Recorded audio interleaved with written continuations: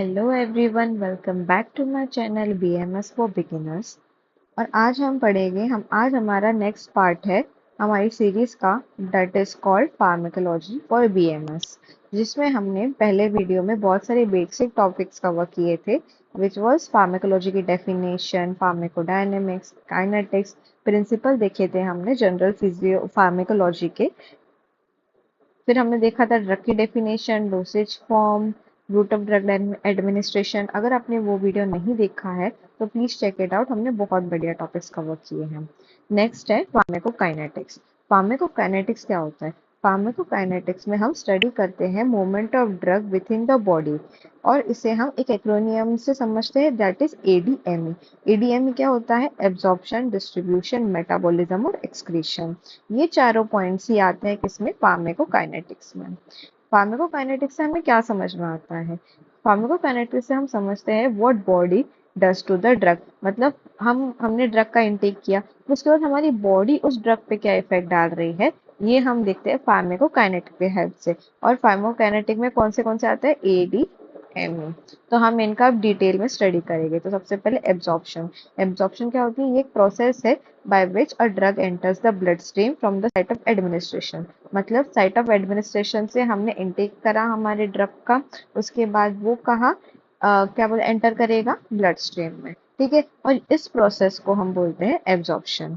अब एब्जॉर्प्शन कुछ फैक्टर्स पे डिपेंड करता है कि वो स्लो होगा या फास्ट होगा, तो इन फैक्टर्स पे डिपेंड करता है, which are route of drug administration, oral, intravenous, sublingual, या फिर फॉर्मुलेशन, टैबलेट है, कैप्सूल है, लिक्विड है।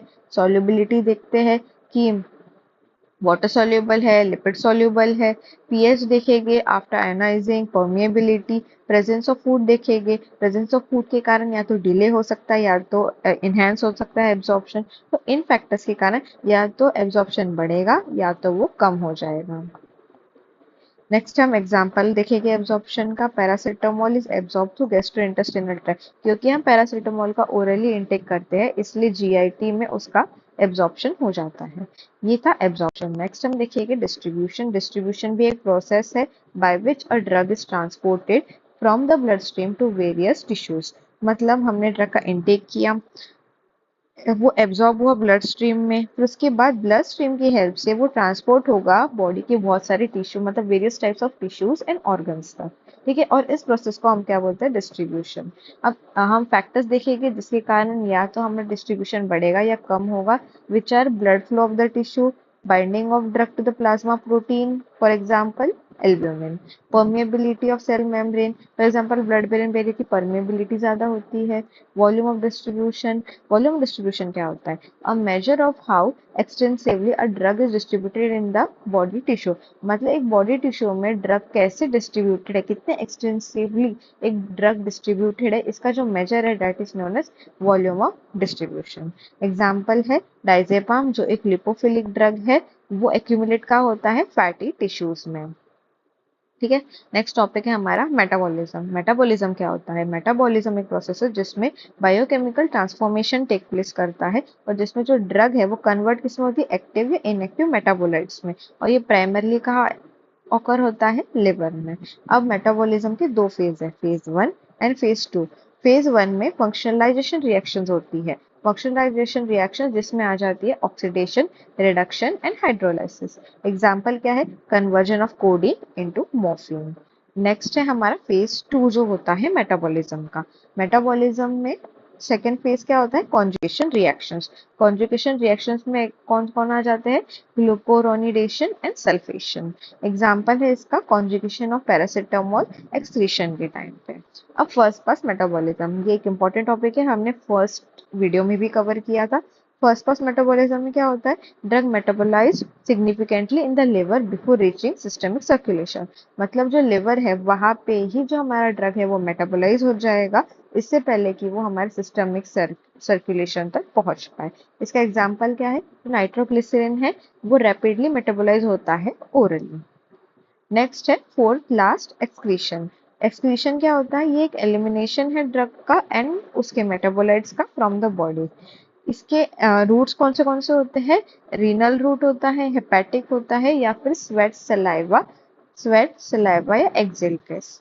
ठीक है, ये सारे हमारे क्या हो गए हैं फार्माकोकाइनेटिक्स के 4 points. Next is pharmacodynamics. Pharmacodynamics में हम स्टडी करते हैं बायोलॉजिकल और फिजियोलॉजिकल इफेक्ट एक ड्रग जो हमारी बॉडी पे करता है और उसका मैकेनिज्म ऑफ एक्शन, ये सारे डायनामिक में इंक्लूडेड है। ये किस क्वेश्चन को आंसर करता है कि जो ड्रग है जिसका हम इनटेक कर रहे हैं वो हमारे बॉडी पे क्या असर कर रही है, that is included in pharmacodynamics. इसमें हम सबसे पहले mechanism pharmacodynamics mechanism of action में हम देखते हैं कि ड्रग प्रोड्यूस करती है इफेक्ट को by interacting with biological targets. मतलब हमारे बॉडी में बहुत सारे बायोलॉजिकल टारगेट्स है, ड्रग उसके साथ इंटरैक्ट करती है और प्रोड्यूस करती है इफेक्ट को।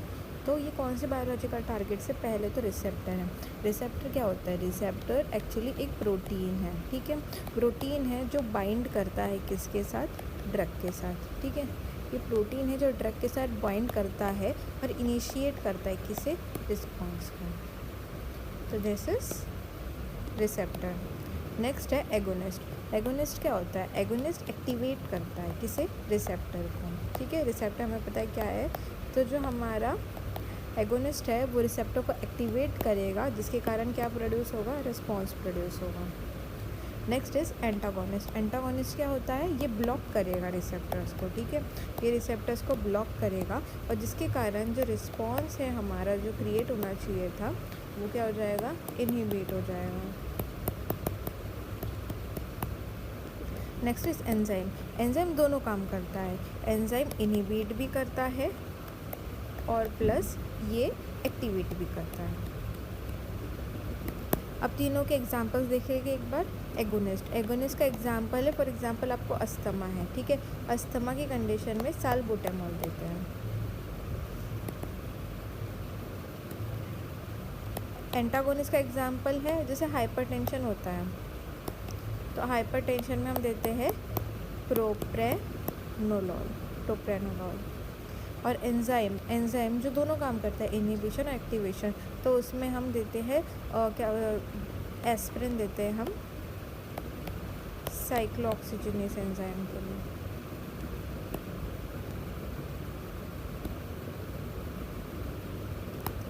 नेक्स्ट है आयन चैनल्स। आयन चैनल्स क्या होता है? जो ड्रग है, drugs modulate ion flow across membrane.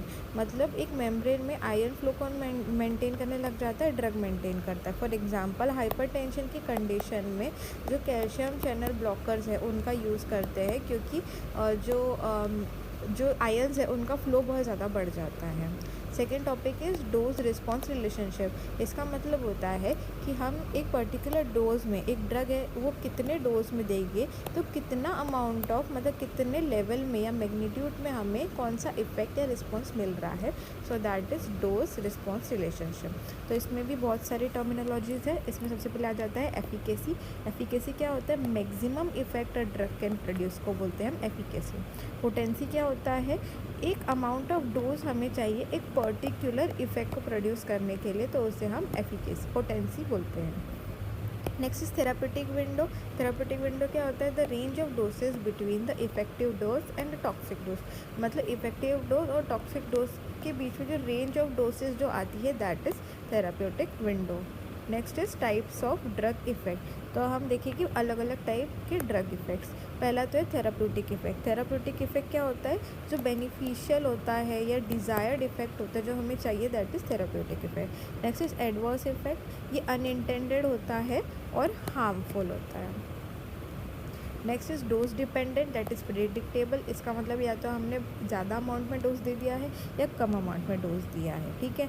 या नेक्स्ट इज आइडोसिनक्रेटिक। आइडोसिनक्रेटिक अनप्रेडिक्टेबल होता है।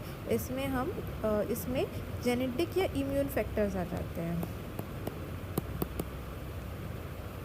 Next is toxic effect. Toxic effect बहुत ज़्यादा सीवियर हार्मफुल इफ़ेक्ट होता है जिसमें लिवर डैमेज हो सकता है। और फॉर एग्ज़ाम्पल पैरासीटामोल हम अगर ज़्यादा अमाउंट में लेते हैं तो हमारा लिवर डैमेज हो जाता है।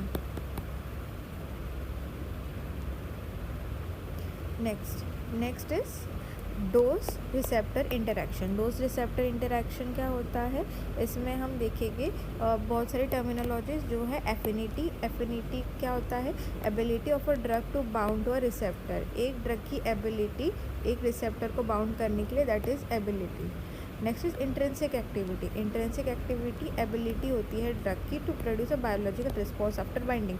मतलब जो ड्रग है वो किसके साथ बाइंड होगा, रिसेप्टर के साथ बाइंड होगा, ठीक है। और फिर उसके बाद जो वो बायोलॉजिकल रिस्पॉन्स क्रिएट करेगा, ये ड्रग की एबिलिटी को हम क्या बोलते हैं, intrinsic activity. Next is morphine. Morphine agonist जैसा काम करता है, ये ओपोइड रिसेप्टर के साथ बाइंड करता है, पेन को रिलीव करता है। नेलोक्सिन एंटागोनिस्ट जैसे काम करता है, रिवर्स करता है ओपोइड के ओवरडोज को। Next is fifth point, factors influencing drug response. ये सारे जो फैक्टर्स है ये रिस्पॉन्सिबल है कि ड्रग ज़्यादा होगा या कम होगा।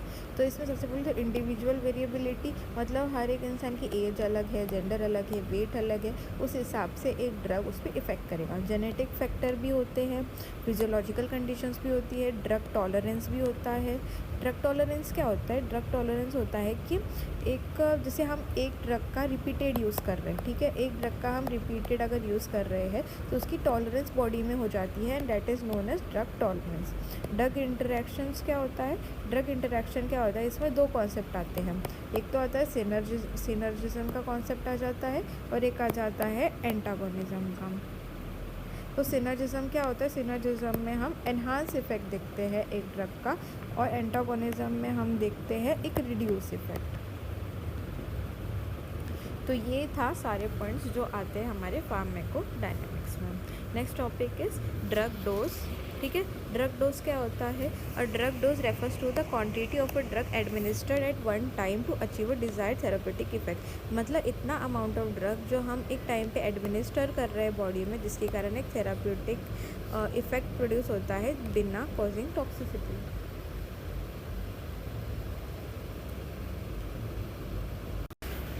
नेक्स्ट हम देखेंगे टाइप्स ऑफ डोजेज। तो डोजेज बेसिकली हम डिफरेंट टाइप्स के देखेंगे। उसमें पहला आ जाता है थेरापेटिक डोज। थेरापेटिक डोज क्या होता है, the amount of drug required to produce the desired effect. और इतना अमाउंट ऑफ ड्रग लेंगे जिससे एक थेरापेटिक इफेक्ट, मतलब जो हमारा डिजायर्ड इफेक्ट है वो प्रोड्यूस हो जाए। लोडिंग डोज क्या होता है, हायर इनिशियल डोज, मतलब हम जो डोज देंगे वो इनिशियल लेवल में बहुत ज़्यादा हायर होगा और given quickly to achieve therapeutic level. मतलब हम ज़्यादा डोज देंगे जिससे हमारे जो थेरापेटिक हमें जो इफेक्ट चाहिए वो क्विकली हमको मिल जाए। मेंटेनेंस डोज क्या होता है, a smaller dose given to maintain a drug concentration. छोटा डोज देंगे मेंटेनेंस में, लोडिंग में higher dose within therapeutic range. Toxic dose क्या है, the amount of dose produce harmful effect. Lethal dose क्या होता है, the dose of a drug that can cause death, इसे हम लीथल डोज बोलते हैं। अब फैक्टर्स अफेक्टिंग डोज कौन से, age, weight, gender, disease state, liver या किडनी इम्पेयरमेंट के केस में, या फिर रूट ऑफ एडमिनिस्ट्रेशन मतलब ओरल या आईवी केस में हमें डोज चेंजेस होते हैं, मतलब ओरल में हम ज़्यादा देते हैं, आईवी में अमाउंट ऑफ डोज कम होता है। तो that is it for the second video. Please do subscribe to my channel, like this video. और अगर आपको आगे के पार्ट्स भी देखने हैं, I go to my channel where you can find playlist, that is pharmacology for BMS. Be safe, be happy. Thank you.